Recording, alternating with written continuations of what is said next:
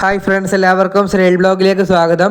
അപ്പോൾ ഫ്രണ്ട്സ്, ഇനിയിപ്പോൾ ഇങ്ങനെ വീഡിയോ വേണ്ടി നിങ്ങളുടെ മുന്നിലോട്ട് വന്നിരിക്കുന്നത് നാളെ 2026 ഓഗസ്റ്റ് 3-ാം തീയതി തിങ്കളാഴ്ച ഇപ്പോൾ 7 ജില്ലയിലും 1 ജില്ലയിൽ 2 താലൂക്കുകൾക്കുമാണ് ജില്ലാ കളക്ടർമാർ ഇപ്പോൾ അവധി പ്രഖ്യാപിച്ചിരിക്കുന്നത്. എവിടെയാണെന്ന് നോക്കാം. നേരെ വീഡിയോയിലോട്ട് പോകാം. എല്ലാവരും എൻ്റെ ഈ ചാനൽ സബ്സ്ക്രൈബ് ചെയ്ത് എന്നെ സപ്പോർട്ട് ചെയ്യുക.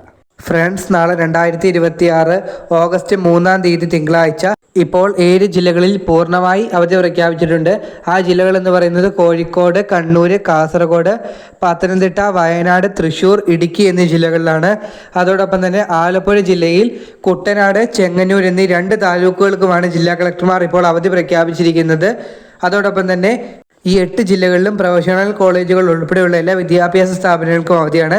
അംഗനവാടികൾ, ട്യൂഷൻ സെന്ററുകൾ, മദ്രസകൾ ഉൾപ്പെടെ നാളത്തെ അവധി ബാധകമാണ്.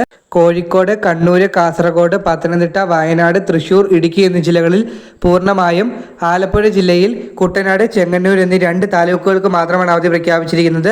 അപ്പം നമുക്ക് അടുത്തൊരു വീഡിയോയുമായി കാണാം. എല്ലാവർക്കും നന്ദി.